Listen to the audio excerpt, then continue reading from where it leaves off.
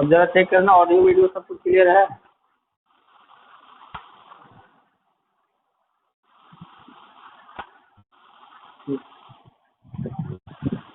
तो केमिस्ट्री में भी आप लोग एटॉमिक स्ट्रक्चर आपका खत्म हो गया पूरा, एटॉमिक स्ट्रक्चर ठीक है। तो एटॉमिक स्ट्रक्चर कवर हो गया है, तो अभी हम लोग मोल कंसेप्ट तो केवल में समाप्त हो चुका है। एक को हम लोग मोल कंसेप्ट 4-5 लेक्चर होगा, फिर उसके बाद अगर खत्म हो जाता है तो पूरे सब कंबाइन हो जाता है। ठीक, तो आज लेक्चर में अभी हम लोग स्टार्ट कर रहे हैं मोल कंसेप्ट। 11th का फर्स्ट चैप्टर मोल कंसेप्ट, बेसिक कंसेप्ट का ये आपको जानना जरूरी है। ठीक है, आगे चल के 11th-12 में जब भी अगर आप कोई भी चैप्टर आएगा तो इसका कंसेप्ट जरूर रहता है मोल कंसेप्ट का। मोल के बारे में आपको इन्फॉर्मेशन है 9th-10th क्लास में आपको कुछ पता होगा। आवाज सबको क्लियर जा रहा है? हेलो, ठीक।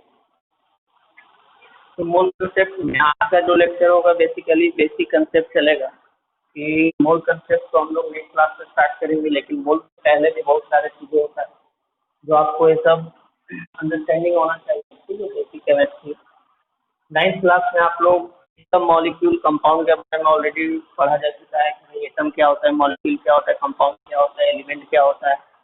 वापिस से हम लोग थोड़ा बहुत डिस्कस कर लेते हैं।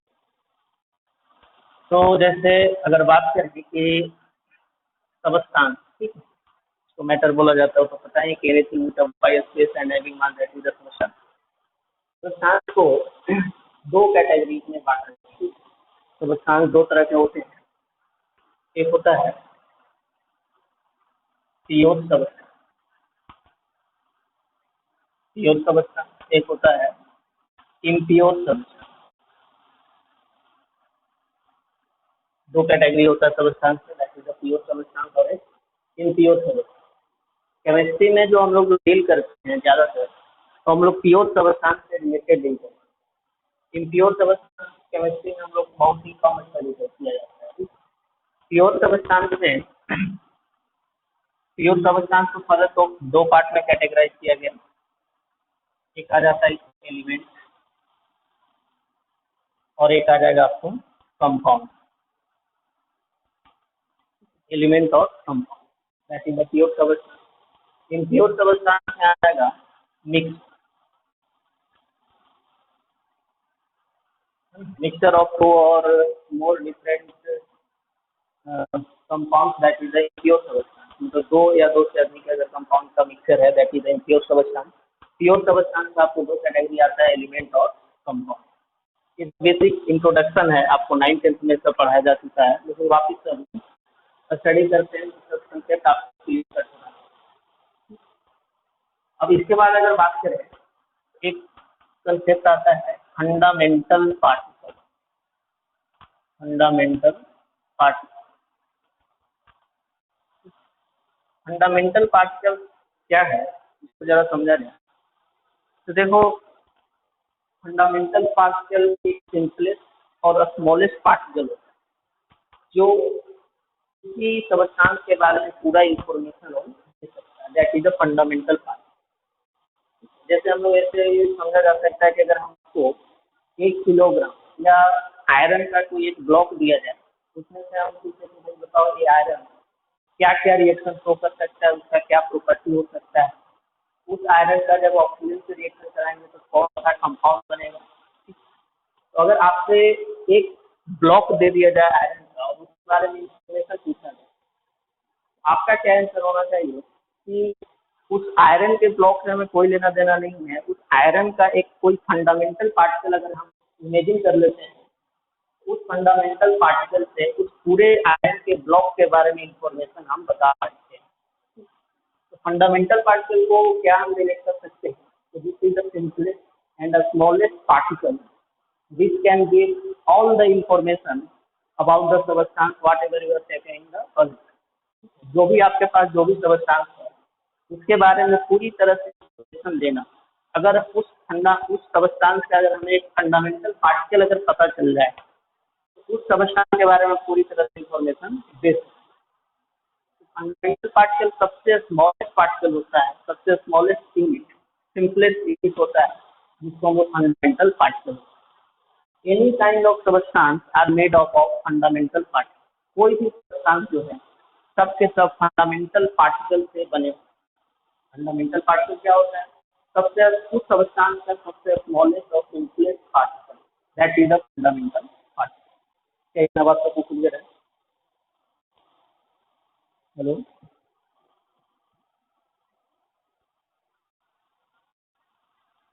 हम लोग देखते हैं any kind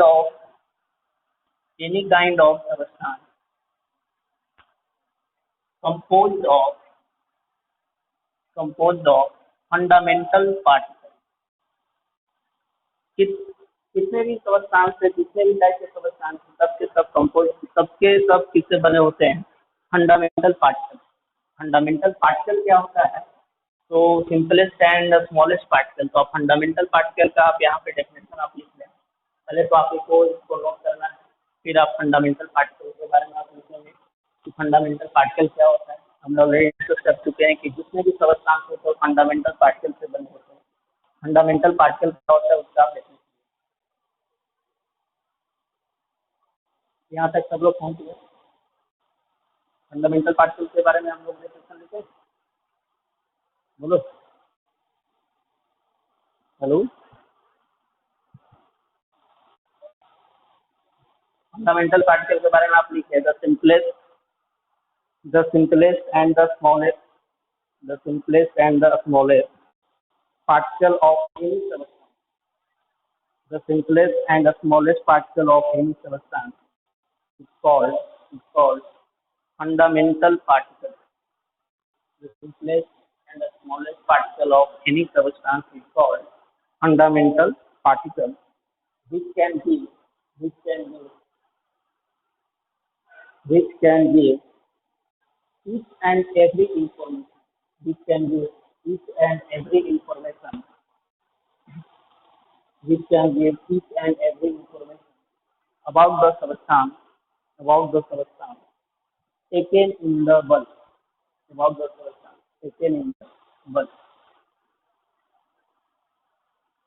give the each and every information about the substance taken in the bulk. Bulk का मतलब क्या है कि जो आप सबस्टांस लिए, ठीक है, उस सबस्टांस का जो सबसे सिंपलेस्ट और स्मॉलेस्ट पार्टिकल जो है, that is the fundamental particle. और वो पार्टिकल उस सबस्टांस के पूरा इंफॉर्मेशन आपको दे दे। हम लोग उस सबस्टांस के बारे में स्टडी नहीं करते। वही चीज अगर आपको एक आयरन का अगर ब्लॉक दे के पूछे कि भाई बताओ कि उस आयरन का ब्लॉक क्या क्या प्रॉपर्टी शो कर सकता है, उसको किस तरह का रिएक्शन शो करेगा, उस आयरन के ब्लॉक को अगर हम ऑक्सीजन से रिएक्शन कराएंगे तो क्या प्रोडक्ट बनेगा, तो आपका आंसर क्या होना चाहिए कि हमें उस आयरन के ब्लॉक से कोई लेना देना नहीं है। अगर उस आयरन के ब्लॉक अगर एक फंडामेंटल पार्टिकल अगर हम आपको इमेजिन करा देंगे, उस फंडामेंटल पार्टिकल के हेल्प से उस आयरन के ब्लॉक के जितने भी रिएक्शन होगा वो आप देख, that is the fundamental particle. तो हर सबस्टांस का एक फंडामेंटल पार्टिकल होता है। जो आया था उसको क्या बोलते थे? नहीं, हम लोग कुछ नहीं।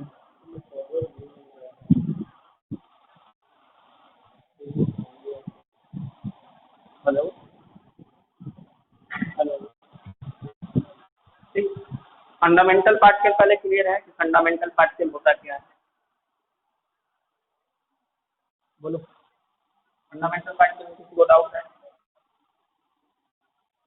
कोई भी सबस्टांस है सबके सब फंडामेंटल पार्टिकल से बने होते हैं।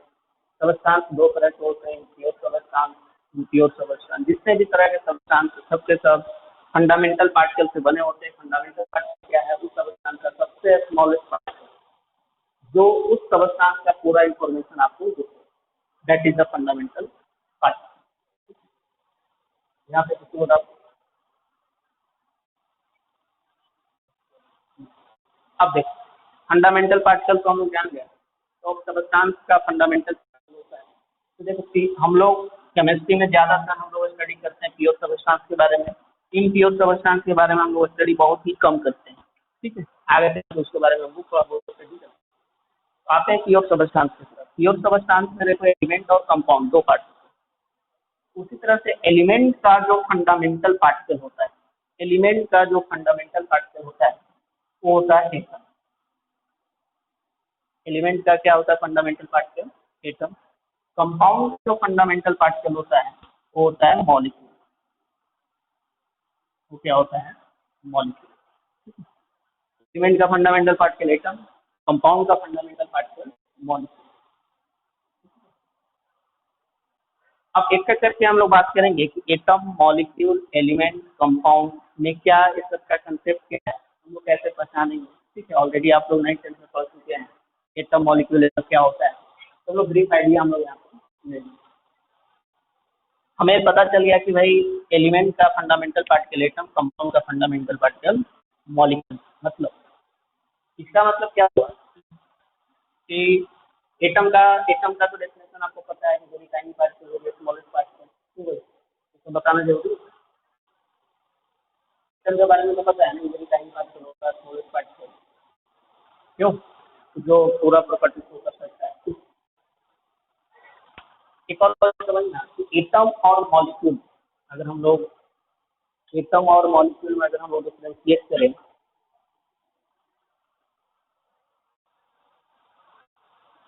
एक छोटा सा लॉजिक बता रहे हैं।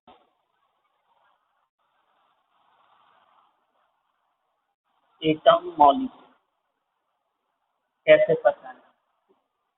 एटम के बारे में तो डेफिनेशन है ही, बट लेकिन एटम के बारे में मैं सोचना जो अकेला फॉर्म है, जो इंडिविजुअल फॉर्म में जो रहा है, जिस तरह जैसे कोई बंदा रहता है कि हमारा की तरह ऐसे घूमता है, उसी तरह से एटम भी जो अकेला एग्जिस्टेंस, अकेला फॉर्म में अगर रह रहा है, दैट इज एटम।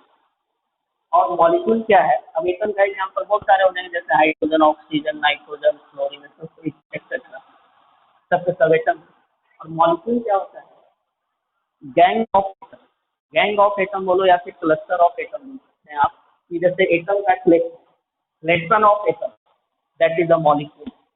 जो अकेला इंडिविजुअल फॉर्म है, दैट इज अ मॉलिक्यूल। में आप बोल सकते हैं गैंग ऑफ एटम। अब बताओ गैंग कितने, मिनिमम कितने बंदे का हो सकता है?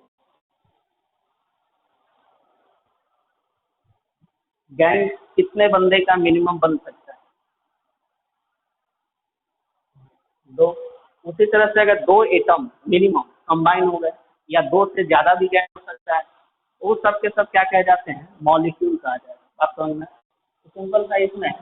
नहीं तो आपको डेफिनेशन आपको पता है कि कॉम्बिनेशन ऑफ वन और मोर atom, that is a molecule.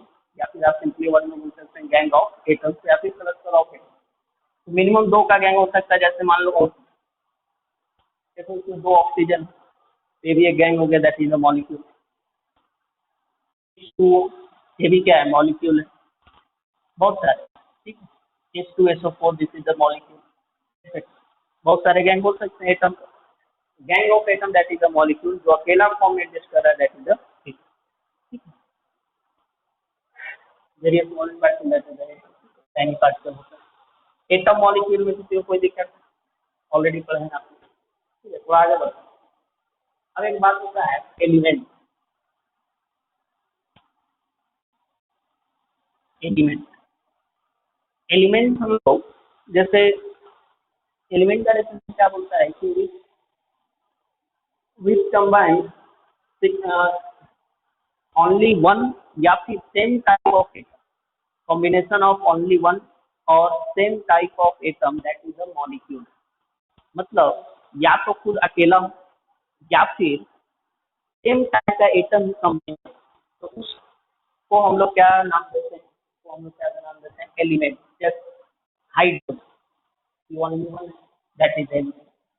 Combine कर देंगे सेम ही एटम, जैसे H2, इसमें डिफरेंट एटम नहीं, हाइड्रोजन हाइड्रोजन है, तो सेम टाइप का एटम कंबाइन हो रहा है, दैट इज द एलिमेंट। बात समझ रहा है? कॉम्बिनेशन ऑफ वन और same type of atom, that is the element. जैसे N2 हो गया, ये भी क्या हम लोग बोलेंगे? This is the element. जितने भी एलिमेंट तो 118 एलिमेंट का पीरियोडिक टेबल आपको पता है, कार्बन, नाइट्रोजन, ऑक्सीजन, बहुत सारे एलिमेंट है।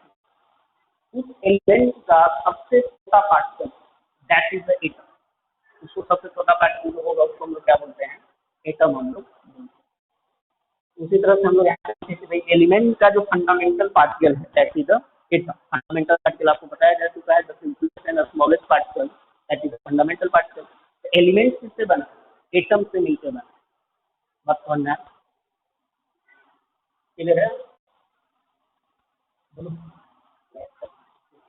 अब देखो मॉलिक्यूल का डेफिनेशन क्या कहता है कि कॉम्बिनेशन ऑफ टू और मोर atoms that is a molecule. यार तो ये भी दो एटम का कॉम्बिनेशन है, तो ये भी एक मॉलिक्यूल है, ये भी एक मॉलिक्यूल है। बात बात जरा समझना, H2O मॉलिक्यूल है, H2 भी मॉलिक्यूल एलिमेंट।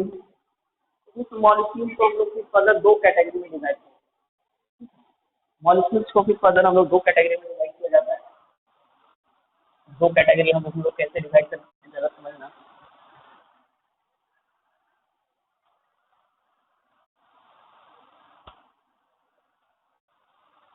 एक हो जाएगा molecules of element, molecules of element. एक हो जाएगा molecules of compound, molecules of compound. दो तरह से डिवाइड किया गया मॉलिक्यूल्स को, ठीक है। अब बात रहा है कि कंपाउंड किसको बोलेंगे? कंपाउंड,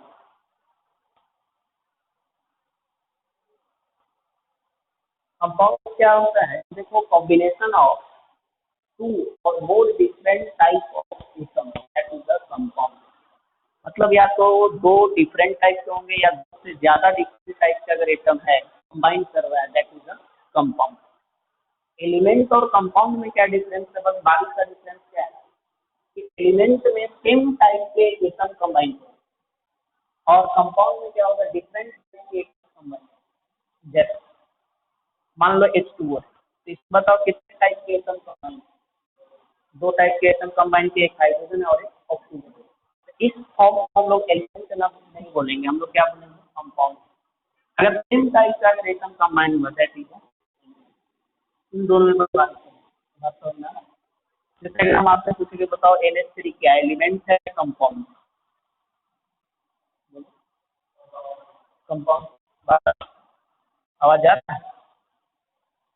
आवाज आ रहा है? ठीक है, तो बताओ NH3 क्या है? कंपाउंड बोलोगे कि एलिमेंट बोलोगे? कंपाउंड बोलोगे। तो सेम बोलेंगे कंपाउंड में डिफरेंट टाइप ऑफ एटम है, यहाँ पे सेम टाइप ऑफ एटम है। तो जरा ध्यान से समझिए इसको बताने के पीछे लॉजिक क्या है कि अगर हम तुमसे पूछे H2 और एक है H2, इन दोनों को जरा गौर करें। H2 मॉलिक्यूल है या नहीं? पहले इसको मॉलिक्यूल बोलेंगे या नहीं? क्या H2 भी मॉलिक्यूल है या नहीं? H2O भी मॉलिक्यूल है और H2 भी मॉलिक्यूल है, दोनों मॉलिक्यूल है। लेकिन क्या एक कंपाउंड है? क्या कंपाउंड? एक कंपाउंड है लेकिन ये एलिमेंट है, इसलिए और दोनों मॉलिक्यूल, इसलिए मॉलिक्यूल को दो पार्ट में डिवाइड किया गया कि एक मॉलिक्यूल्स ऑफ एलिमेंट और एक मॉलिक्यूल्स ऑफ कंपाउंड। तो बताओ इसमें मॉलिक्यूल्स ऑफ एलिमेंट कौन है और कौन मॉलिक्यूल्स ऑफ कंपाउंड? ये हो जाएगा मॉलिक्यूल्स ऑफ एलिमेंट, हो जाएगा मॉलिक्यूल्स ऑफ कंपाउंड। इसका डेफिनेशन वही हो जाएगा कि कॉम्बिनेशन ऑफ सेम और only one, combination of two और more same type of atom. इसका डेफिनेशन क्या हो जाएगा? कॉम्बिनेशन ऑफ टू और more different type of atom. बात क्लियर है? एग्जाम्पल जैसे हो जाएगा कि मान लो H2 हो गया, N2 हो गया, एसेट हो गया, फास्फोरस हो गया, P4 एक्सेट्रा। इस सब को कहेंगे मॉलिक्यूल्स ऑफ एलिमेंट। क्यों? ये सेमी टाइप एटम का कॉम्बिनेशन है, that is the molecules of element. Molecules of compound मतलब क्या है? टू और more different type of atom combine करें। एग्जाम्पल में H2O, HSO4, क्यों भाई, H3PO4, ये सब के सब एक्सेट्रा, ये सब क्या हो जाएंगे? मॉलिक्यूल्स ऑफ कंपाउंड, कंपाउंड के molecule.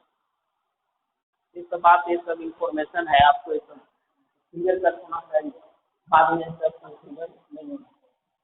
Element molecule, molecules of element, molecules of compound होता क्या है, फंडामेंटल पार्टिकल होते क्या है।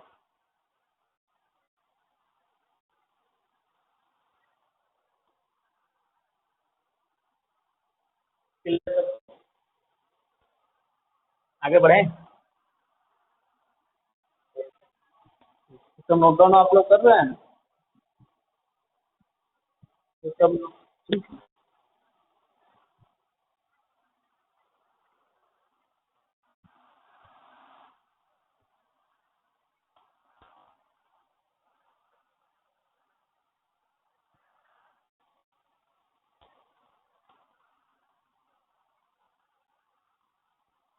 अब हम लोग ये बोल सकते हैं कि एलिमेंट का फंडामेंटल पार्टिकल एटम, कंपाउंड का फंडामेंटल पार्टिकल मॉलिक्यूल।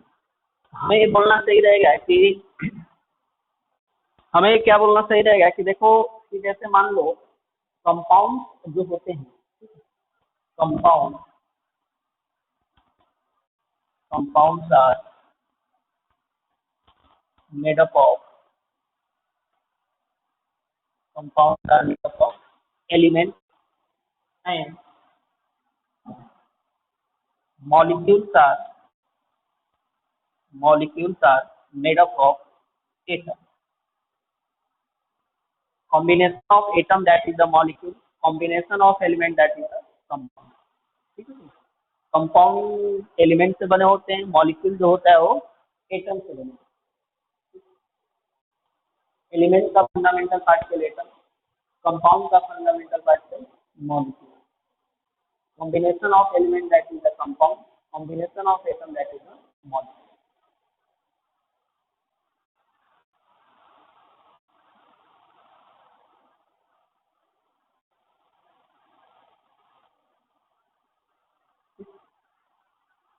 एक 9th-10th में आप लोग ये पढ़ लोगे कि एटम से रिलेटेड थ्योरी था Dalton atomic, Dalton atomic theory. Dalton atomic theory में बहुत सारे पोस्टुलेट्स थे, लेकिन उसमें से दो मेन पोस्टुलेट्स आपको ध्यान रखना है। दो मेन पोस्टुलेट्स क्या थे? एक था कि भाई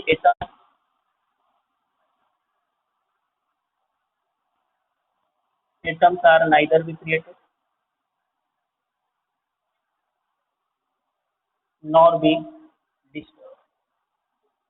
एक तो ये पोस्टुलेट था, एटम को ना तो हम लोग क्रिएट कर सकते हैं ना ही डिस्ट्रॉय कर सकते हैं।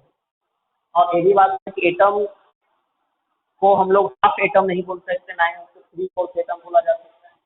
एटम हमेशा इंटीग्रल मल्टीपल में हम लोग बोलेंगे कि भाई 1 एटम, 2 एटम, 3 एटम, उसको हम लोग कभी नहीं बोल सकते हाफ एटम, 3/4 एटम, ऐसा बोलना सही नहीं। एक और दूसरी बात समझ में आ रहा है, एटम हमेशा इंटीग्रल मल्टीपल में बोलते हैं उसे। दूसरा क्या है कि they are individual particle,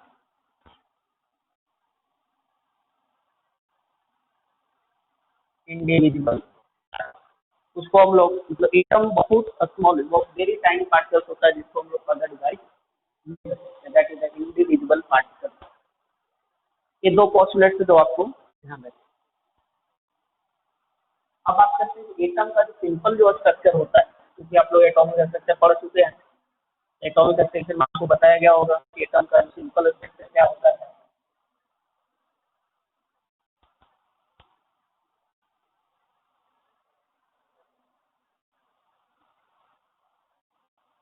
simple structure of जिसमें न्यूक्लियस रहता है, ठीक, इलेक्ट्रॉन इसके सराउंडिंग में घूमते हैं, ठीक, सबके सब क्या है electron. Nucleus are made up of proton and neutron. इतना बात आपको समझ में आता है? तो सब क्लियर है ना? इलेक्ट्रॉन रिवॉल्व करते हैं, nucleus are made up of proton and neutron. Atom के बारे में एक और आपको बताया गया होगा, एटम को हम लोग किस तरह से रिप्रेजेंट करते हैं। मान लो एक एटम है, इसका एटॉमिक नंबर हम लोग जेड से रिप्रेजेंट करते हैं, और मास नंबर किससे रिप्रेजेंट करते हैं? ए से हम लोग रिप्रेजेंट करते हैं। A that is the mass number. बताओ मास नंबर को हम लोग किस तरह से लिखते हैं? मास नंबर को हम लोग किस तरह से लिखते हैं जरा बताओ। Number of number of number of protons plus number of neutrons. ठीक है, इस तरह से हम लोग लिखते हैं number of proton plus number of neutron. Z, Z किसको इंटीग्रेट करता है, this is atomic number. Atomic number का मतलब क्या हो जाता है, number of proton, number of proton, या फिर हम लोग बोलते हैं number of electron neutral atom. Neutral atom का क्या मतलब है, उसमें किसी प्रकार का कोई चार्ज न हो, उसको हम लोग इंडिकेट करते हैं।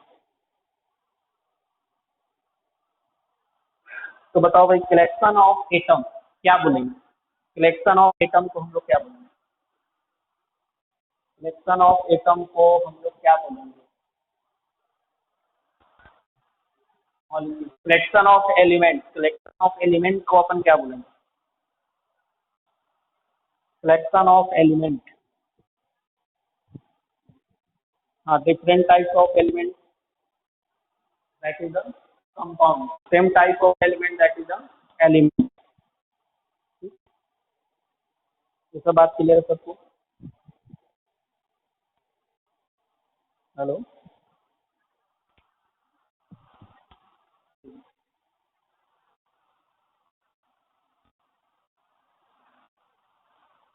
कुछ और इंफॉर्मेशन है कि जैसे मास of proton, mass of proton बताओ, याद है कितना होता है मास ऑफ, बोलो बोलो,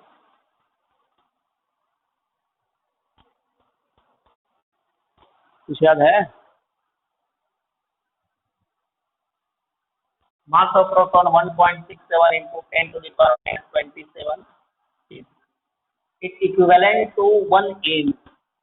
अभी एबीयू है क्या, उसको हम लोग बाद में डिस्कस करेंगे, लेकिन आपको इस ध्यान, ठीक है, मास ऑफ प्रोटॉन। इसी तरह से मास ऑफ इलेक्ट्रॉन, बोलो मास ऑफ इलेक्ट्रॉन तो सबको पता होना चाहिए, बोलो। तो पहले न्यूट्रॉन को देखते हैं, मास ऑफ न्यूट्रॉन, ये भी आपको पता होना चाहिए, 1.67 into 10 to the power minus 27, ठीक। अप्रोक्सीमेटली हम लोग बोल सकते हैं 1 एम, 1 एम क्या, हम लोग अभी बाद में डिस्कस करेंगे। ये हमें पता है कि भाई प्रोटॉन और न्यूट्रॉन में स्लाइटली डिफरेंस रहता है मास, न्यूट्रॉन का मास प्रोटॉन से स्लाइटली ग्रेटर है, इलेक्ट्रॉन का मास प्रोटॉन से स्लाइटली ग्रेटर रहता है, कुछ बारीक सा डिफरेंस रहता है। मान लो प्रोटॉन का रहता है 1.6726, इसका रहता है 1.6749, स्लाइटली डिफरेंट, मतलब मास of neutron greater than mass of proton. बताओ मास ऑफ इलेक्ट्रॉन कितना होता है, mass of electron,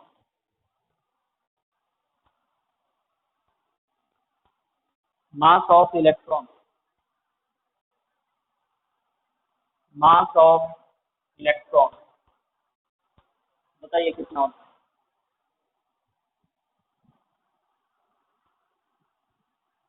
hello,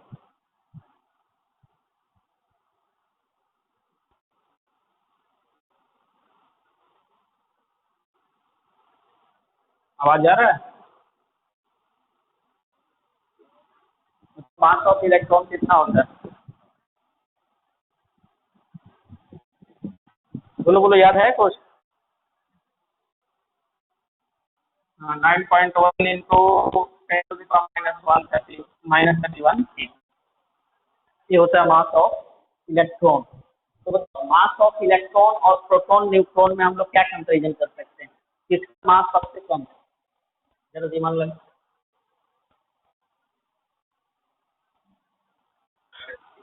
electron का मास 10 to the power 4 टाइम्स कम है प्रोटॉन और neutron.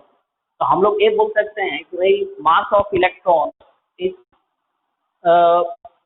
Negligible, mass of electron is negligible as compare to mass of proton and neutron. बात सही है, इसलिए हम लोग इलेक्ट्रॉन का मास हम लोग नेग्लेजिबल मान लेते हैं इन कंपेरिजन टू प्रोटॉन और न्यूट्रॉन, ठीक है, क्योंकि 10 to the power 4 टाइम्स लेकर है।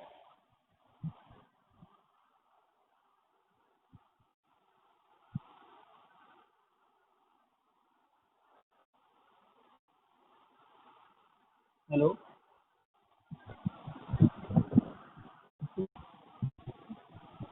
अब तो चार्ज चार्ज के बारे में अब जरा इंफॉर्मेशन लेते हैं। Charge on one proton, one neutron, one electron, क्या होता है charge? Charge on one proton, सब एटॉमिक स्ट्रक्चर में आपको पढ़ाया गया होगा। बताइए वन प्रोटॉन पे चार्ज कितना होता है? चार्ज ऑन वन प्रोटॉन क्या है? लो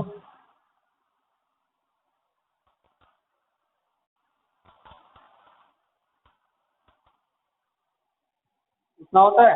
देखो तो जरा, सही लिखा हुआ है गलत लिखा हुआ, जरा बताना।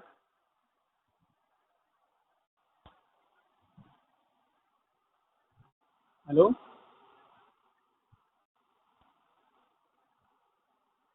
तो सही है, नाम से देख के बताओ सही है या गलत। चार्ज ऑन वन,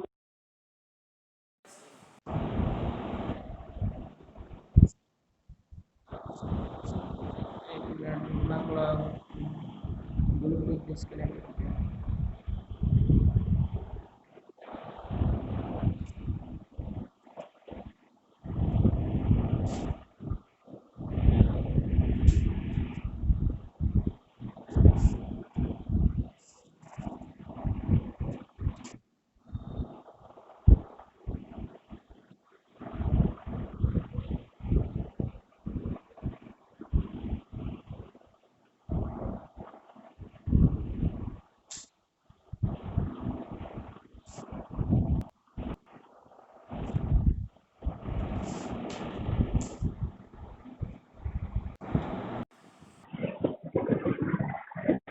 कनेक्टेड है। हेलो हेलो, अब जा रहा है आवाज? चलो बताओ, मास चार्ज ऑन वन प्रोटॉन क्या है? जो लिखा हुआ सही है या गलत? क्योंकि वो एटॉमिक स्ट्रक्चर पढ़े तो थोड़ा बहुत नॉलेज है ही है, नहीं पढ़ते तो हम ऑलरेडी लिख दिए। चार्ज ऑन वन प्रोटॉन, बोलो सही है लिखा हुआ है गलत लिखा हुआ है? सही है कि गलत है? अरे तुम लोग को समझ में आ रहा है? हेलो हेलो, तो बताओ गलत है या सही है? ये तो कंसेप्ट बताओगे। प्रोटॉन का चार्ज तो सबको याद रहता है। चलो मान के चलते तुम लोग को याद है। माइनस 19 कूलॉम, ठीक है। 1.602 इंटू 10 टू माइनस 19 कूलॉम होता है। Okay, charge on one electron, charge on one electron, बोलो क्या लिखे? Minus 1.602 into 10 to power minus 19 coulomb, minus 1.602 into 10 to power minus 19 Coulomb.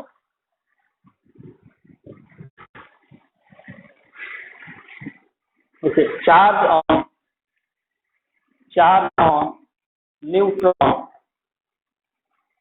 बोलो चार्ज ऑन न्यूट्रॉन, क्योंकि न्यूट्रॉन न्यूट्रल होता है तो क्या लिखें? जीरो। न्यूट्रॉन का चार्ज क्या होता है? जीरो। अब एक इसमें क्या ध्यान देने वाला बात है कि प्रोटॉन और इलेक्ट्रॉन का जो चार्ज है, दोनों का अगर मैग्नीट्यूड अगर देखें तो दोनों का मैग्नीट्यूड सेम होता है। इलेक्ट्रॉन का चार्ज, प्रोटॉन का चार्ज, मैग्नीट्यूड सेम रहता है, बस उनका नेचर डिफरेंट रहता है। अपोजिट नेचर क्या होता है? प्रोटॉन का मतलब प्लस, इलेक्ट्रॉन का मतलब माइनस, बस उनका नेचर अपोजिट है लेकिन मैग्नीट्यूड दोनों का सेम। एक चीज का ध्यान रखना, ऐसा नहीं अगर हम तुमसे पूछते कि बताओ प्रोटॉन और इलेक्ट्रॉन में कौन बड़ा है, किसका चार्ज ज्यादा है, जरा बताओ तो क्या क्या आंसर क्या रहना है? आंसर क्या होगा आप लोग का? अगर बोले कि भाई प्रोटॉन और इलेक्ट्रॉन में सबसे ज्यादा चार्ज किसके पास? हाँ बिल्कुल, दोनों का चार्ज सेम है, बस दोनों का साइन अपोजिट। प्रोटॉन का मतलब प्लस, इलेक्ट्रॉन का, प्रोटॉन के पास ज्यादा है।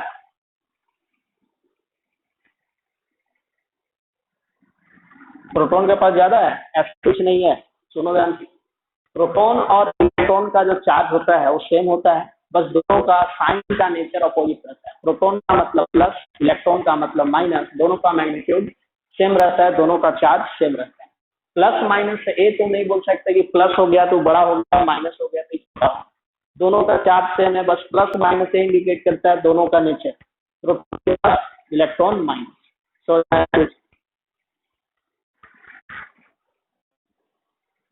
आप समझ पा रहे हो इतना?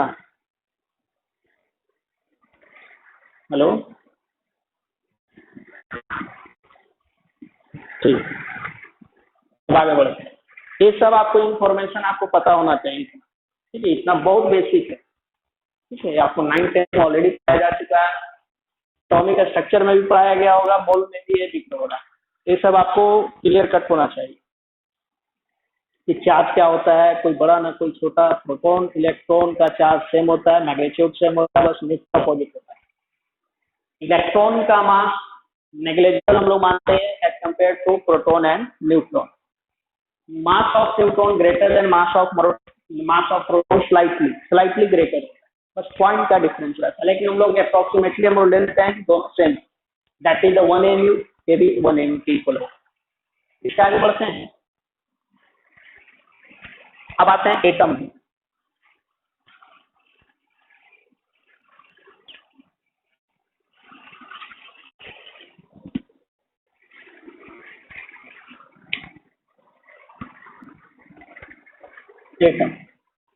Atoms are related to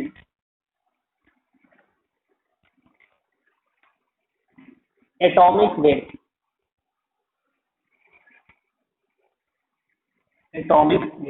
atom को हम किससे रिलेट करते हैं? एटॉमिक वेट से रिलेट करते हैं। अब एटॉमिक वेट का क्या है कि देखो, एटॉमिक वेट का हम लोग किस तरह से हम लोग डेफिनेशन हम लोग बनाते हैं। Atomic weight equal to mass of one atom, mass of one atom of any element, mass of one atom and any element divided by mass of 1/12 mass of one carbon 12 atom, ठीक है। ये रहा atomic weight को हम किस तरह से identify करते हैं कि किसी भी एलिमेंट का एक एटम का mass divided by 1/12 mass of one carbon 12 atom, 1/12 mass of one carbon 12 atom, that is the atomic weight. बताओ, एटॉमिक वेट का यूनिट लेस होगा या इसका कुछ यूनिट होगा? Atomic weight defined as the mass of one atom of element divided by 1/12 mass of one carbon 12 atom. बताओ, ऊपर भी मास नीचे भी मास, तो क्या एटॉमिक वेट यूनिट लेस होगा कि इसका कोई यूनिट होगा? मास बाय मास कैंसिल हो, चल ध्यान समझना।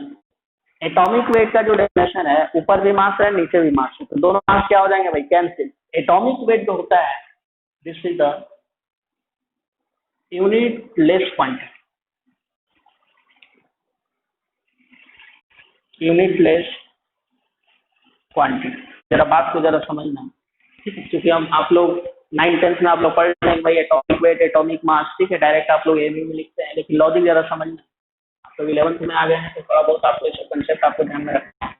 एटॉमिक वेट का डेफिनेशन क्या है कि मास of one atom of element divided by 1/12 into mass of one carbon 12 atom. ऊपर भी मास नीचे भी मास कैंसिल, एटॉमिक वेट अल्टीमेटली क्या आ जाएगा? Unit less quantity. अब बताओ, जैसे ऑक्सीजन एटम है, ऑक्सीजन का एटॉमिक वेट कितना हो? ऑक्सीजन का एटॉमिक वेट 16, क्यों भाई? ऑक्सीजन का एटॉमिक वेट कितना होगा? 16। अब तो लिखे हैं that this is the unit less quantity, इसके पास कोई यूनिट नहीं होना चाहिए। अगर 16 ग्राम लिख दिया वो गलत हो गया, बात समझ पाए? तो अब एटॉमिक वेट का सिग्निफिकेंस क्या है कि हम लोग एटॉमिक वेट पढ़ते क्यों है? मान लो जैसे ऑक्सीजन का 16, हाइड्रोजन का, नाइट्रोजन का एटॉमिक वेट अगर पूछे तो क्या लिखेंगे? 14, यूनिट लेस क्वांटिटी। उसी तरह से आयरन 56, ठीक है भाई। Neon 20, C12। अच्छा C12 क्या है? कार्बन 12। कार्बन के 2-3 आइसोटोप होते हैं। आइसोटोप आइसोटोप क्या होता है? जिसका एटॉमिक नंबर सेम और मास नंबर डिफरेंट होता है, उस कंसेप्ट को हम लोग क्या बोलते हैं? आइसोटोप। आप लोग 9th-10th में पढ़े होंगे आइसोटोप और आइसोबार। पढ़े हो कि नहीं पढ़े हो? एटॉमिक स्ट्रक्चर में भी आपको पढ़ाया होगा आइसोटोप आइसोबार। ठीक है, तो आइसोटोप क्या होता है? Atomic number mass number different, that is isotope. Isobar क्या होता है कि atomic number different, mass number same, opposite हो जाएगा, दैट इज आइसोटोप। तो उसी तरह से carbon, carbon 6, 12, 6 atomic number, 12 atomic mass. अब ये कार्बन जो है इसके कुछ आइसोटोप एग्जिस्ट करते हैं, जैसे कार्बन 14 भी एग्जिस्ट करता है, कार्बन 13 भी एग्जिस्ट करता है, इस तरह के फॉर्म। ये सब के सब क्या हो जा रहे हैं? ये सब कार्बन के आइसोटोप्स हो जा रहे हैं। ठीक है, एटॉमिक नंबर सबका सेम है, मास नंबर डिफरेंट है, दैट इज आइसोटोप। तो हम लोग यहाँ पे उसी तरह से यहाँ लिखें कि कौन सा कार्बन हम लोग लेते हैं? कार्बन 12, मतलब ये कार्बन 12। इसी तरह से हाइड्रोजन को भी अगर देखें तो हाइड्रोजन के भी 3 आइसोटोप एग्जिस्ट करते हैं। बताओ कौन कौन सा आइसोटोप एग्जिस्ट करता है हाइड्रोजन का?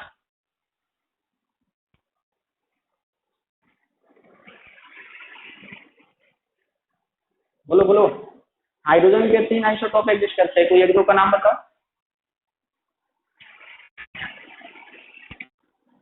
याद नहीं है?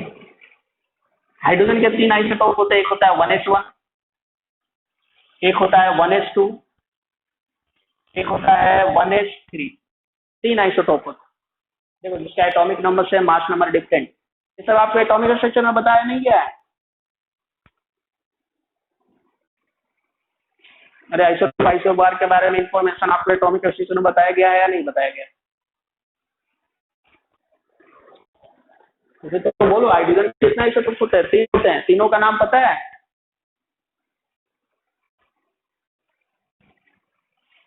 1s1 को बोलते हैं प्रोटियम, प्रोटियम। 1s2 को बोलते हैं ड्यूटेरियम, जिसको हम लोग सिंबल कैपिटल डी से रिप्रेजेंट करते हैं। 1s3 को बोलते हैं ट्रिटियम, जिसको हम लोग कैपिटल टी से रिप्रेजेंट करते हैं। और hydrogen that is a protein, इसको हम उस तरह से सिंपल से। हाइड्रोजन के 3 आइसोटोप होता है, HDT। प्रोटियम को सिंपल हाइड्रोजन से रिप्रेजेंट करते हैं, HDT, हाइड्रोजन, प्रोटियम, ड्यूटेरियम और ट्रिटियम। सबसे ज्यादा अमाउंट में हमें प्रोटियम मिलता है, सबसे कम अमाउंट में ड्यूटेरियम, सबसे कम अमाउंट में 0.02% पूरी दुनिया में धरती पे हमें ट्रिटियम मिलता है। तो जो ज्यादा अमाउंट में मिलता है उसका एग्जिस्टेंस ज्यादा होता है, इसलिए हम हाइड्रोजन को देखते हैं। चलो, वो तो हो गया आइसोटोप्स के बारे में। अब इधर आओ, जो हम लोग अभी बात कर रहे थे, ये सब नोट डाउन कर लिया आप लोग? बोलो, नोट डाउन किए कि नहीं किए? हम लोग अभी देख रहे थे एटॉमिक वेट। ठीक है, atomic wait is the unitless quantity, that is mass of one atom of element divided by mass 1/12 mass of one carbon 12 atom. Okay, oxygen का एटॉमिक वेट 16, नो यूनिट। ठीक है, अब एटॉमिक वेट का significance क्या है कि इस atomic weight से हम लोग क्या प्राप्त कर सकते हैं? तो देखना, इस एटॉमिक वेट के हेल्प से, इस एटॉमिक वेट के हेल्प से हम लोग किसी भी एलिमेंट का, एक एटम का हम लोग मास कैलकुलेट करते हैं। किसी भी एलिमेंट का एक एटम का मास हम लोग इस एटॉमिक वेट के हेल्प से हम लोग कैलकुलेट करते हैं। जैसे देखिए, ये जो लिखा हुआ है आपके सामने 1/12 mass of one carbon 12 atom, it is equivalent to, it is equivalent to 1 AAU, 1 atomic mass, 1 atomic mass unit, 1 atomic mass unit। Short form में हम लोग क्या लिखते हैं एटॉमिक मास यूनिट को? एम। What is M? कभी कभी question भी आता है व्हाट इज एम? एम क्या है? M is the 1/12 mass of one carbon 12 atom. ठीक है,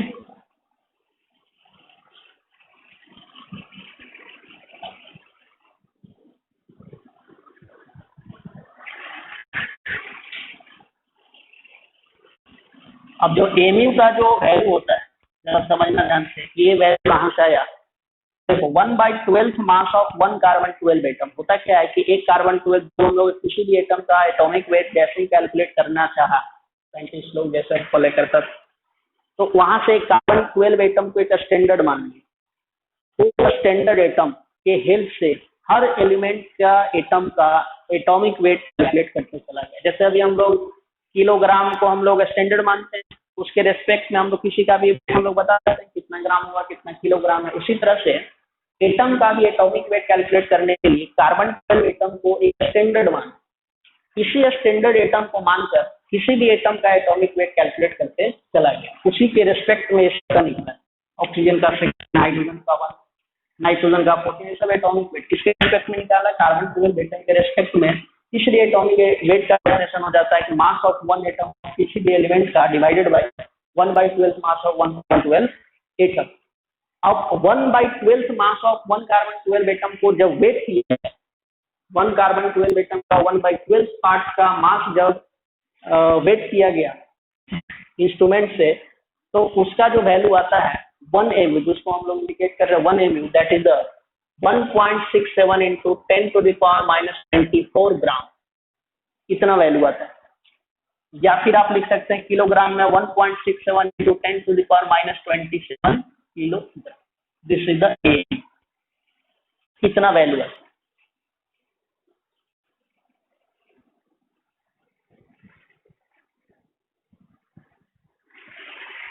क्या इतना बात सबको क्लियर है? वो वैल्यू आपको कहाँ से आया, इसका वेट करके निकाला गया, ठीक है। तो ये भी आ गया 1.67 into 10⁻⁻24 ग्राम। अब याद करो कि मास ऑफ 1 प्रोटॉन कितना था, इतना ही था, जरा गौर करो। 1.67 into 10⁻⁻27 kg mass of 1 proton, तो उसको हम लोग लिखे थे इक्विवेलेंट टू 1 mu। देखो 1 mu इक्वल्स बस 1 mu कहाँ से आया, mu that is the 1/12 mass of 1 carbon 12 atom, इतना, ठीक है। अगर तुम्हें इसका वैल्यू पता चल गया, this is equivalent to 1 mu, तो बताओ तुम्हें एटॉमिक वेट भी पता चल सकता। तो अगर हम आपसे एक क्वेश्चन करें तो बताइए कि मास of 1 atom, mass of oxygen, mass of 1 atom of oxygen, तो बताओ ऑक्सीजन का एटॉमिक वेट कितना है, ऑक्सीजन का एटॉमिक वेट कितना है, बोलो भाई। 16, एटॉमिक वेट 16 है, एटॉमिक वेट 16 है। हमें निकालना क्या है कि मास of 1 atom of oxygen, mass of 1 atom को हमें निकालना है। तो बताओ इन दोनों का क्रॉस मल्टीप्लाई होगा या नहीं, बोलो। मास ऑफ 1 एटम चाहिए हमें, तो बताओ एटॉमिक वेट इनटू क्या मल्टीप्लाई करेंगे, 1 mu। क्या बात क्लियर है सबको? तो बताओ ऑक्सीजन का मास ऑफ 1 एटम ऑफ ऑक्सीजन पूछा, तो बताओ एटॉमिक वेट कितना होता है ऑक्सीजन का, 16। तो 16 इंटू दिस, दिस क्या है बोलो, 1 mu। तो बताओ 16 इंटू क्या हो जाएगा, 16 इंटू 1 mu। बताओ आंसर कितना है, 16 mu। This will be the mass of 1 atom of oxygen. बात सबको क्लियर है?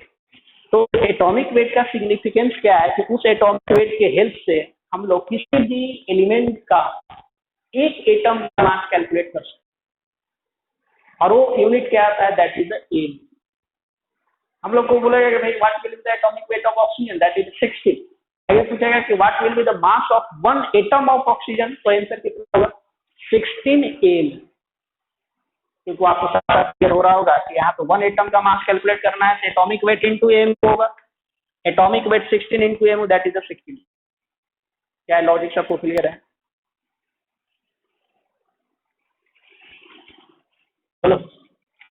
मान लो अगर एमयू में आंसर नहीं दिया हुआ, हमें ग्राम में चाहिए, तो नो डाउट क्या करेंगे, बोलो जरा। 16 इंटू 1 mu में कितना ग्राम, तो 1.67 इंटू 10⁻⁻24 ग्राम, आंसर हो जाएगा।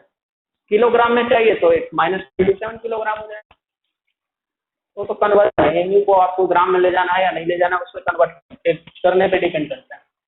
अच्छा, अब दूसरा क्वेश्चन अगर हम पूछे तो what will be the mass of 1 nitrogen atom, what will be the mass of one nitrogen atom? तो आंसर कितना होगा? हाँ 14 AMU होगा। आप समझ में आया? 14 AMU। अब कोई कंफ्यूजन तो नहीं है कि एमयू, अब एटॉमिक वेट को एक यूनिट मिल गया एमयू, और वो एमयू जैसे ही लग गया तो क्या बता दिया कि उस एलिमेंट का ही एटम का मास बता दिया। पहले तो इसका एटॉमिक नंबर बताया, इसके हेल्प से हम लोग किसी भी एटम का, किसी भी एलिमेंट का एक एटम का हम लोग मास कैलकुलेट कर लिए। उसी तरह से अगर बताओ हम पूछे कि मास of one atom of phosphorus, mass of one atom of phosphorus कितना होगा? मास of one atom of phosphorus, बोलो भाई। Mass of one atom of phosphorus कितना होगा?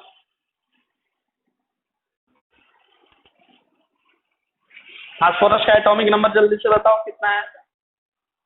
फास्फोरस का एटॉमिक नंबर 15। बताओ एटॉमिक वेट कितना होगा मास of one atom of phosphorus? 31 AMU। 31 AMU। अरे सबको एटॉमिक नंबर तो याद है ना? क्यों? एटॉमिक नंबर सबको याद है या नहीं याद है? आपका एटॉमिक स्ट्रक्चर हो गया, मतलब आपका एटॉमिक वेट आपको याद हो जाना चाहिए। ठीक है, कुछ लोग को याद नहीं रहता है, तो हम लोग 11th में आ चुके हैं तो बताना भी जरूरी नहीं। अंडरस्टूड है कि 1 से 20 तक आपको 9 से बोला जा रहा होगा याद रखने का, तो जिनको याद नहीं है कृपया करके आप याद करिए। 1 से 20 तक तो आपको याद ही होना चाहिए, वो 9th क्लास तक। अब आप 11th में आ गए हैं तो 1 से लेकर 30 तक एटॉमिक नंबर याद हो जाना चाहिए। 30 के आगे फिर उतना ज्यादा इंपॉर्टेंट नहीं रहता है, लेकिन आपको 30 तक कम से कम याद हो जाना चाहिए। Atomic number, atomic mass 20 atom तक याद होना चाहिए।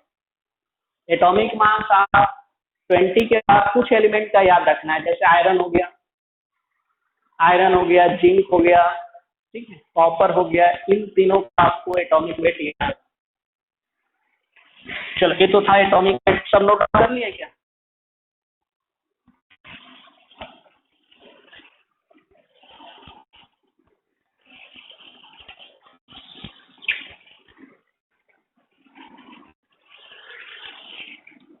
अगर हम बोले बताओ हीलियम, बताओ हीलियम का एटॉमिक नंबर कितना होता है? हीलियम का एटॉमिक नंबर 4। ओके 2। इसका एटॉमिक वेट, इसका एटॉमिक वेट कितना लिखे बोलो? 4। Atomic weight 4। हम बोलते हैं कि अब हम अगर बोले कि 4 और एक है 4 AV, 4 एंड 4 AV, इन दोनों में क्या difference? What will be the difference between 4 and 4 AV? 4 क्या बता रहा है, 4 AV क्या बता रहा है? बोलो जरा। हाँ 4 इज द एटॉमिक वेट, और 4 AV जो बता रहा है this is the mass of one atom of helium. Helium के एक एटम का मास बता रहा है, दैट इज द 4 AV। बात समझ में आ रहा है? एटम के बारे में सब कुछ क्लियर है? पहले बोलो एटॉमिक वेट, एटॉमिक मास। तो भाई हाँ बोलो। हाँ बोलो बोलो।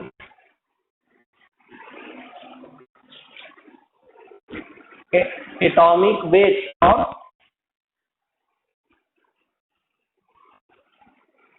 देखो एटॉमिक वेट जो होता है कि वो एक रिलेटिव टर्म में निकाला गया, कार्बन 12 के रिस्पेक्ट में निकाला गया कि मास बाई मास। तो हम लोग atomic weight is the unitless quantity.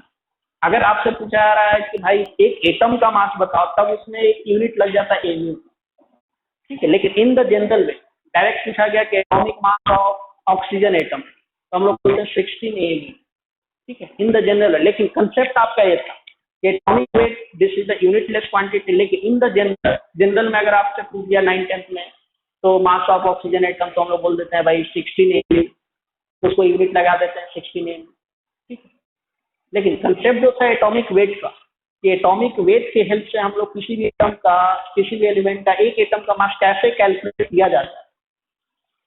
कभी कभी डिफरेंस दिया जाएगा कि 4 और 4 AMU में डिफरेंस है, तो हमें तो पता है कि भाई 4 है that is the unitless quantity, that is the atomic weight, 4 AMU is the one atom मास।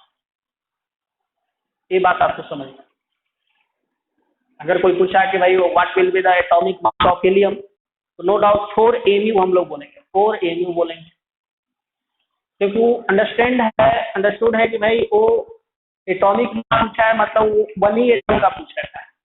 इस तरह से हम लोग लॉजिक करें। कोई पूछा what will the atomic mass of nitrogen, तो नो डाउट हम लोग क्या बोलेंगे, 14 mu, 14 mu, कि हमें पता है कि वो एक ही एटम का पूछा, ठीक है। लेकिन एटॉमिक वेट और मास ऑफ वन एटम में क्या रिलेशन था वो हम आपको यहाँ पे समझें। क्लियर है? एटम के बारे में जब हम लोग देख लिए, उसी तरह से मॉलिक्यूल के बारे में अब जरा देखते हैं।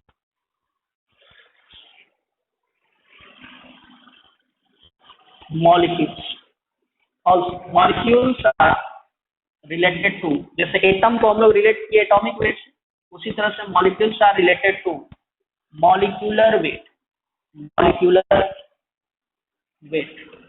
Molecules are related to molecular weight. तो मॉलिक्यूल का भी एक अपना एक वेट होगा।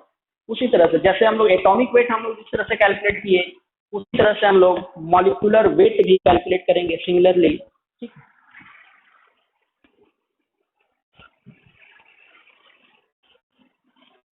अपन क्या लिख सकते हैं कि molecular weight equal to mass of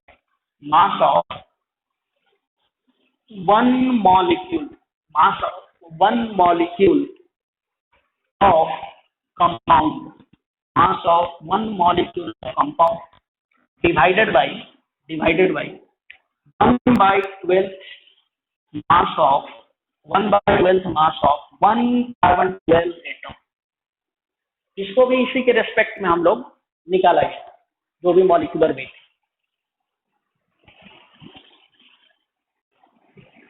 clear है? अब बोलो, mass of molecule of compound divided by 1/12 mass of 1 carbon 12 atom, ये क्या दे देगा, molecular weight. Molecular wait is also unitless quantity. इस हिसाब से मास बाय मास। लेकिन इस मॉलिक्यूलर वेट के हेल्प से हम लोग किसी भी कंपाउंड का एक मॉलिक्यूल का वेट निकाल सकते हैं। ऑब्वियस सी बात है, ए डिजिट जो होगा 1/12 into mass of 1 carbon 12 atom is also equivalent to, बोलो कितना, 1 Ab। होगा या नहीं होगा, बोलो। Ab1 तो बताओ, अगर हम H2O का मॉलिक्यूलर वेट पूछे तो मॉलिक्यूलर वेट क्या होता है, पहले जरा समझ लेना। Sum of all the atoms of element present in the compound. बात समझना है? उस कंपाउंड में जितने भी एटम प्रेजेंट, जितने भी एटम प्रेजेंट है, उस एटम का एटॉमिक वेट का summation, that is the molecular weight. तो बताओ इस मॉलिक्यूल में बताइए कौन कौन सा एटम प्रेजेंट, हाइड्रोजन और ऑक्सीजन। तो इसका अगर हमें मॉलिक्यूलर वेट पूछा, पहले तो आप डेफिनेशन लिख लो मॉलिक्यूलर वेट का पहले आप डेफिनेशन लिख ले, sum of the atomic weight, molecular weight का डेफिनेशन आप लिखिए, sum of the atomic weight of all the elements, sum of the atomic weight of all the elements present in the compound,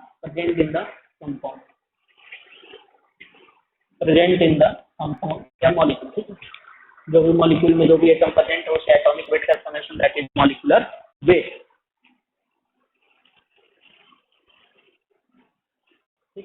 अब बताओ H2O है, बताओ इसमें क्या क्या प्रेजेंट है। तो अपन यहाँ 2 hydrogen present plus 1 oxygen atom, कोई दिक्कत। H2O में 2 हाइड्रोजन एटम प्रेजेंट और 1 ऑक्सीजन एटम प्रेजेंट, यहाँ तक किसी कोई दिक्कत है?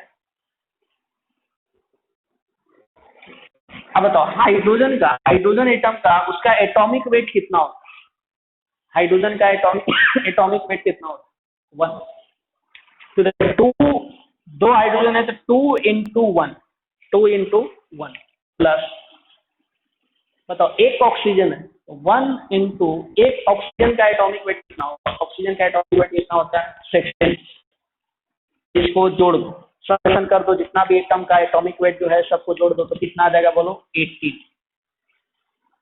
89। This is the molecular weight, this is the molecular weight. उसी तरह से अब बताओ, ये जो मॉलिक्यूलर वेट आया है, लेकिन what will be the molecular weight of H2, that is 8। लेकिन क्वेश्चन क्या है, तो what will be the mass of one molecule of H2, what will be the mass of one molecule of H2। तो अपन फिर वही logic लगाएंगे, molecular weight हमें पता चल गया 18 इंटू क्या कर देंगे 1 m, बात समझ पा रहे हो, 18 इंटू। अगर अपन लिखे तो हम लिखे कि भाई mass of one molecule, mass of one molecule of H2, तो बताओ आंसर कितना हो जाएगा, मास of one molecule 18 m, 18 AMU, this is the 18 inch। तो उसी तरह से एटॉमिक वेट के हेल्प से हम किसी भी एलिमेंट का एक एटम का मास कैलकुलेट करते हैं। उसी तरह से मॉलिक्यूलर वेट के हेल्प से हम लोग किसी भी कंपाउंड का एक मॉलिक्यूल का हम लोग मॉलिक्यूलर वेट कैलकुलेट करते हैं। उसको एक यूनिट में जाता है एमयू, जहां भी एमयू आ गया मतलब एक का।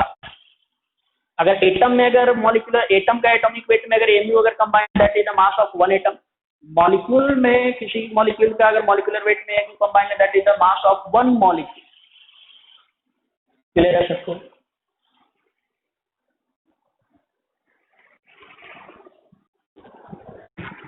हाँ, एमयू को दूसरा नाम हम लोग एटॉमिक मास यूनिट या फिर दूसरा नाम हम लोग लिखते हैं यूनिफाइड यूनिट, यूनिफाइड यूनिट।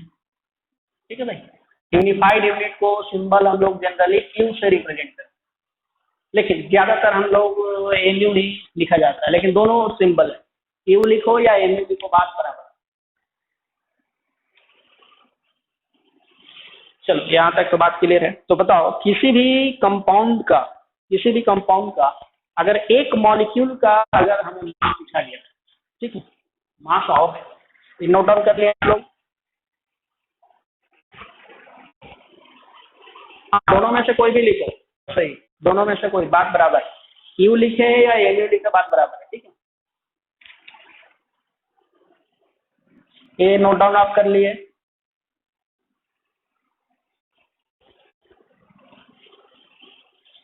अब ध्यान से समझना भाई। बताओ इन जनरल फॉर्मूला हम क्या बता रहे हैं, जनरल फॉर्मूला की मतलब मास of one molecule, mass of one molecule of compound, mass of one molecule of compound. In general हम क्या बात कर सकते हैं कि उस कंपाउंड का जो मॉलिक्यूलर वेट होगा उसको हमको किससे मल्टीप्लाई करना होगा, जरा बताना।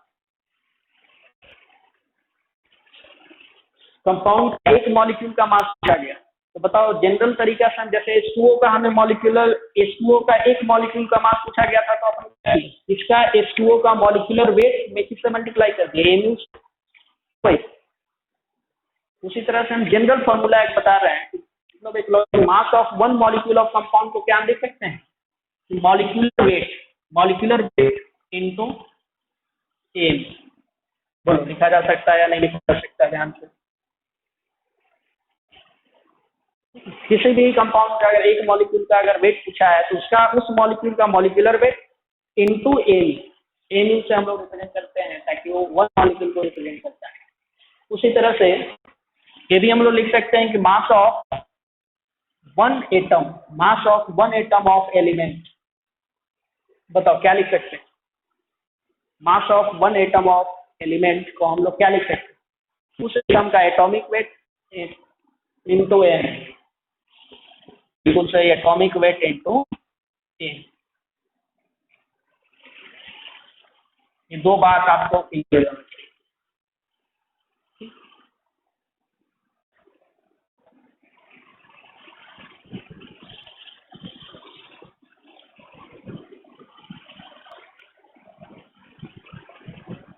कोई दिक्कत तो नहीं है ना यहाँ पे?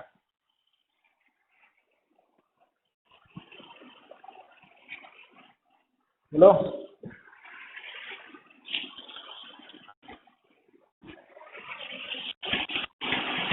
चलो अब हम लोग कुछ कंपाउंड का, हम लोग कुछ मॉलिक्यूल का हम लोग मॉलिक्यूलर वेट हम लोग कैलकुलेट करते हैं। ठीक है, molecular weight, atomic weight clear हो गया। नेक्स्ट जैसे एक छोटा सा हम पूछना चाह रहे हैं, जैसे मान लो ये एल्युमिनियम, ठीक है। और एक अपन इधर लिख रहे हैं एल्युमिनियम 3+, एल्युमिनियम 3+, ठीक है। तो बताओ एल्युमिनियम का एटॉमिक नंबर कितना होता है?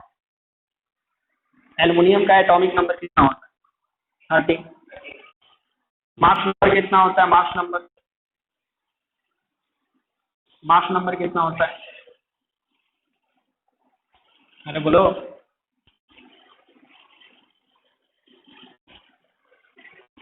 मास नंबर 27, ठीक है। 1327, बताओ इसका E that is the atomic weight, A that is the atomic weight, बताओ कितना है? 27। जेड, जेड कितना है? 30।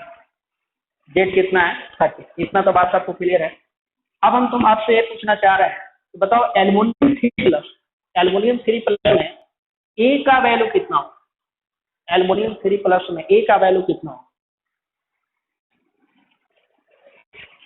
27, 27। अच्छा बताओ जेड का वैल्यू कितना हो? जेड का वैल्यू कितना हो? 13, 16 या 10? बोलो। नहीं, आपका आंसर क्या होना चाहिए? कितना होना चाहिए जेड का वैल्यू? 30। हाँ हाँ, हम ये बताना चाह रहे हैं, कुछ उसमें भी कंफ्यूज आता है। जब एल्युमिनियम 3+, 3+ का क्या मतलब हो गया? एल्युमिनियम से 3 इलेक्ट्रॉन निकाल दिया, ठीक है। एल्युमिनियम से 3 इलेक्ट्रॉन निकाल दिया गया।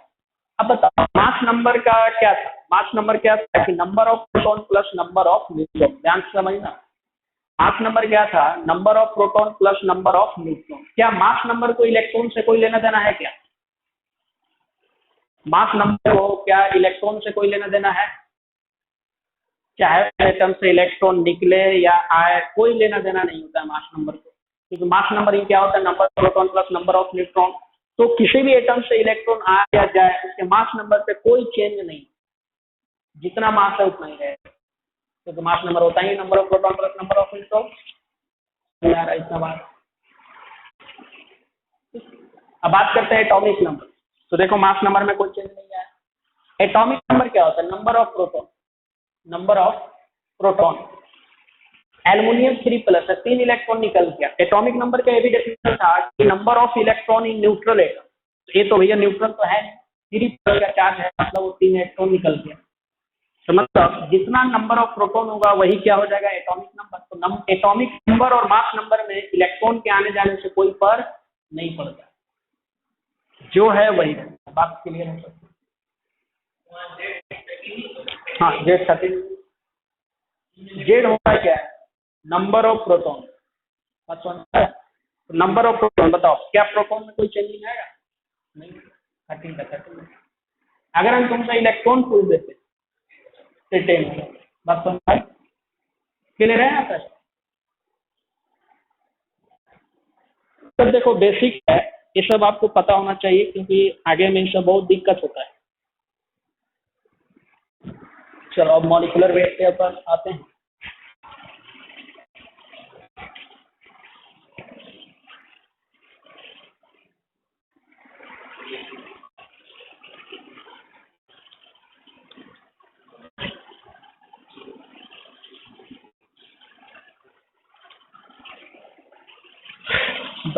H2SO4, H2SO4 मॉलिक्यूलर वेट बताना है। मॉलिक्यूलर वेट बताना है अमोनिया और NH3 तो हो गया, O3, O2, इस सब का आपको मॉलिक्यूलर वेट बताना है। मॉलिक्यूलर वेट, मॉलिक्यूलर वेट अपन कैसे कैलकुलेट करते हैं? Summation of all the atom of element present in the compound, या एलिमेंट जिसमें प्रेजेंट है उसका समेशन कर दो, आंसर आ जाएगा। जरा कोशिश। H2SO4 का बताइए कितना आएगा? 100। 100 कहाँ से आ जाएगा भाई, आज तक आया नहीं।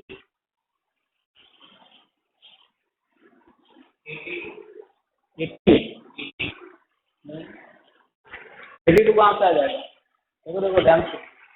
अब इसके लिए क्या करना होगा कि आपको एटम का एटॉमिक नंबर याद होना चाहिए, एटॉमिक मास याद होना चाहिए, ठीक है।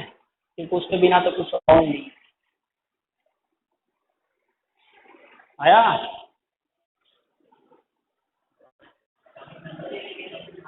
अरे मॉलिक्यूलर वेट का डेफिनेशन पढ़ो, क्या लिखा हुआ है? मास ऑफ, हाँ, मॉलिक्यूलर वेट का वो डेफिनेशन हम बोले थे, sum of atomic weight of all the element. बताओ, एटॉमिक वेट को सम करना है कि एटॉमिक नंबर को? वेट को। बात समझ पा रहे? हाँ, 90। अरे बताओ तुम लोग कितना आया H2SO4 का मॉलिक्यूलर वेट? एक हम बता दे रहे हैं, देखो इस मॉलिक्यूल में कितना हाइड्रोजन प्रेजेंट है? 2 हाइड्रोजन है, 2 हाइड्रोजन प्लस, बताओ सल्फर कितना है? Nothing is written, it means 1। कुछ नहीं लिखा होगा तो उसको क्या मानना अपने को? 1। बताओ कितना सल्फर है? तो 1 सल्फर है प्लस, बताओ ऑक्सीजन कितना है?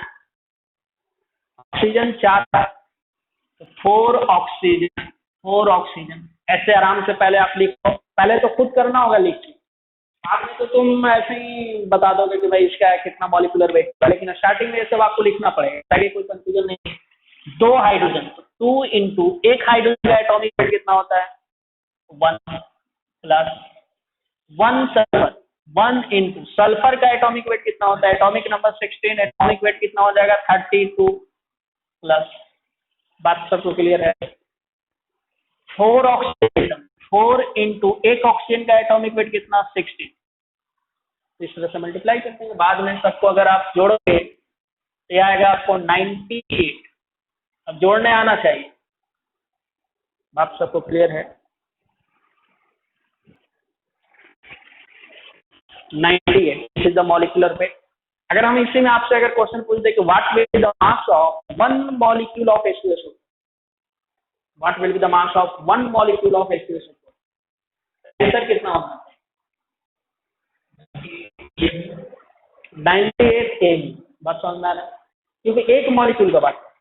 ओके, अच्छा इधर अभी छोड़ो, इसी में और डिस्कस करते हैं। मान लो H2SO4 का 98 आया, मान लो अगर हम तुमने पूछे कि सल्फेट आया SO4 2-, इसका मॉलिक्यूलर वेट क्या है?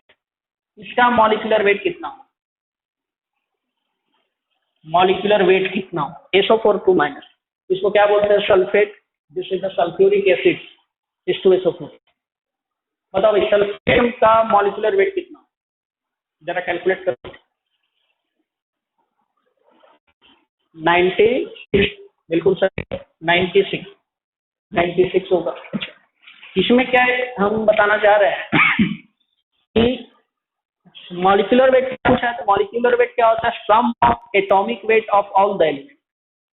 तो बताओ एलिमेंट है सल्फर, ऑक्सीजन, क्या 2- एलिमेंट है क्या? 2- जो इलेक्ट्रॉन जो है वो एलिमेंट तो है नहीं।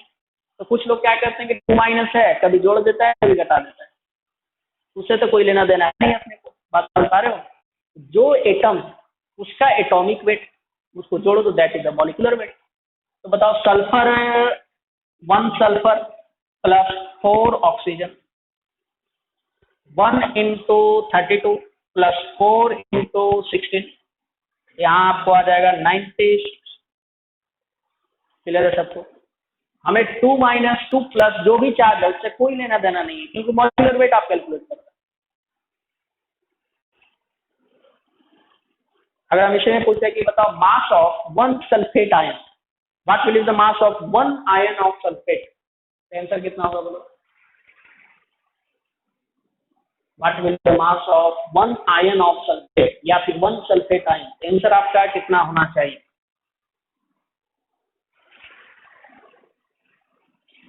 हेलो, क्या बोलो बोलो बोलो भाई। What will be the mass of 1 sulphate ion, 1 sulphate ion का मॉलिक्यूलर वेट कितना होगा?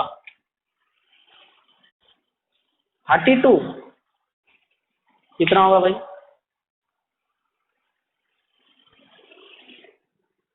H2SO4 का मॉलिक्यूलर वेट 98 आया। हम पूछ रहे हैं कि बताओ what will be the mass of one molecule of H2SO4। तो कितना आंसर होना चाहिए? वन मॉलिक्यूल ऑफ H2SO4 का आंसर कितना होगा बोलो?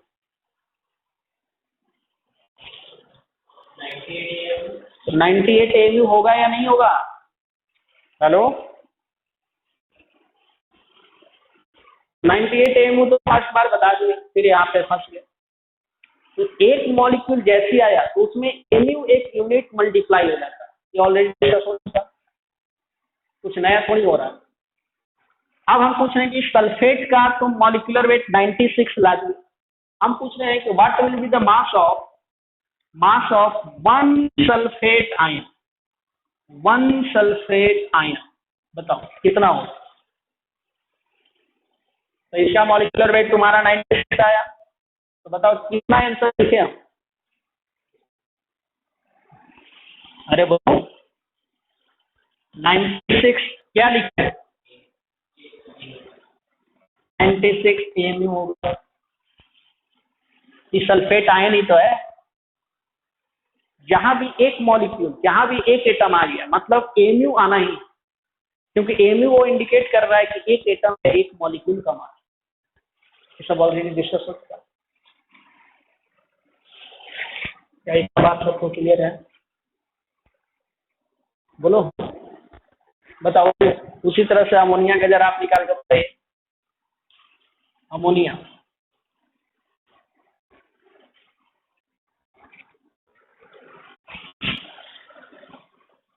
बताओ भैया, अमोनिया का ऐसा मॉलिक्यूलर वेट कैलकुलेट करें। O3 ओजोन, ये है ऑक्सीजन।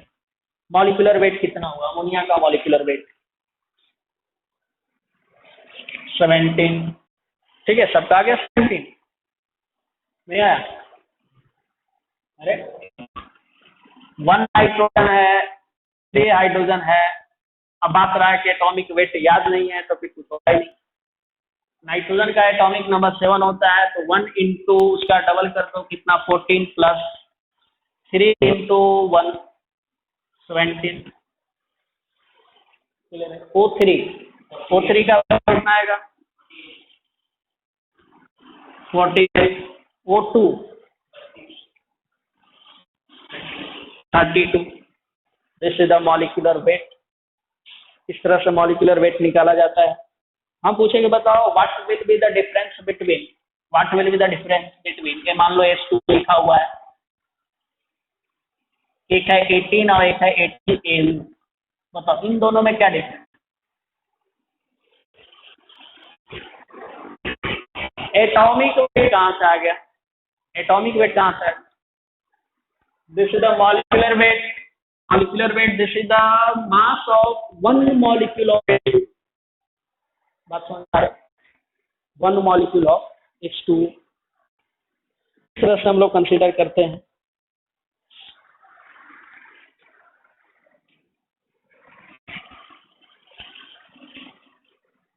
मॉलिक्यूलर वेट में आपको एक क्लियर कट होना चाहिए कि किसी भी इलेक्ट्रॉन के आने जाने से उसके मॉलिक्यूलर वेट पे कोई फर्क नहीं पड़ता है। इलेक्ट्रॉन आए जाए उससे कोई मॉलिक्यूलर वेट पे फर्क नहीं पड़ता है। जैसे CuSO4 कॉपर सल्फेट और 5H2, इसका मॉलिक्यूलर वेट निकालना है। CuSO4.5H2। ठीक है, अब देखो ये .5H2 है, मतलब ऐसा नहीं कि 5H2O अलग है। वो 5H2O वाटर है, वाटर का मॉलिक्यूल कॉपर सल्फेट के साथ एसोसिएटेड। बात समझ रहे हो? कॉपर सल्फेट के साथ एसोसिएटेड है, जुड़ा हुआ है। तो इसमें वाटर का मॉलिक्यूल भी उस पूरे मॉलिक्यूलर वेट में इंक्लूड किया जाएगा। तो बताओ कॉपर का तो एटॉमिक नंबर कम से कम बता दो कितना होता है? कॉपर का एटॉमिक नंबर बोलो।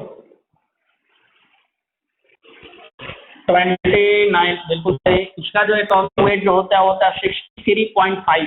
63.5। ओके, एक कॉपर था 63.5 प्लस एक सल्फर है तो 32 प्लस ऑक्सीजन 4 है, एक ऑक्सीजन का 4 ऑक्सीजन का 16 इंटू 4 64। अब बताए यहाँ डॉट है, तो कुछ लोग क्या करते हैं कि डॉट का मतलब मल्टीप्लाई मान लेते हैं। लेकिन हमें समेशन करना है, तो ऑलरेडी समेशन 5H2O। अब इसमें बताओ एक H2O का मॉलिक्यूलर वेट कितना होगा? एक H2O का मॉलिक्यूलर वेट कितना होगा? 8। 2 कहाँ से होगा? 18 होगा ना H2O का, तो 80 एक H, हाँ पूरा H2O का, या फिर तुम इंडिविजुअल ले लो, हम पूरा का पूरा H2O ले लेते, एक H2O का 18, तो 5H2O है तो 5 × 18 हो जाएगा, क्यों भाई? तो 90 हो गया, जो आएगा जोड़ने के बाद वो आंसर हो गया। सबको क्लियर है? बोलो भाई, अरे बात सबको क्लियर? बताओ ग्लूकोज का फॉर्मूला क्या होता है?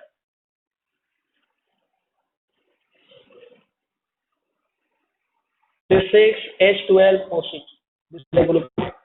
बताओ इस ग्लूकोज का मॉलिक्यूलर वेट फटाक से निकाल के जरा बताओ।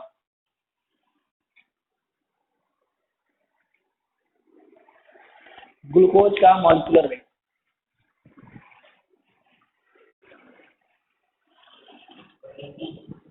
कितना?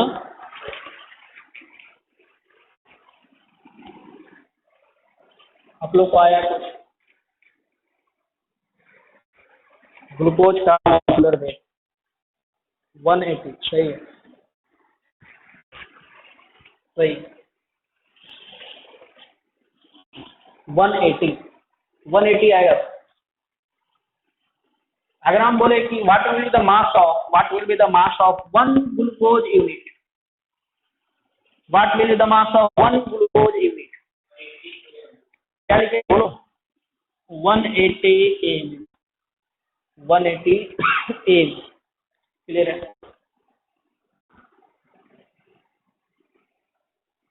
ठीक है, तो आज के लिए तो बहुत कम टाइम हो गया, इतना ही बात हुआ है। Atom, atomic weight, molecular wait, थोड़ा तुम लोग पढ़ लिख के आया करो। एटम का एटॉमिक नंबर, एटॉमिक वेट, ये सब क्लियर होना चाहिए।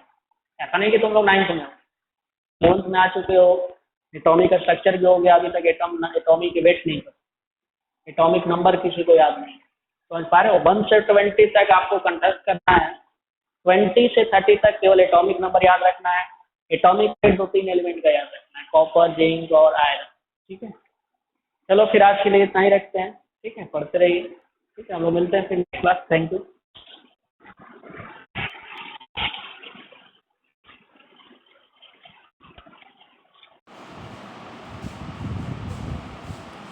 आया समझ में? हाँ। तुम लोग भी नहीं पढ़ते हो नहीं? एटम का एटॉमिक नंबर है सब तुम लोग को भी याद नहीं बताए थे। हाँ तुमको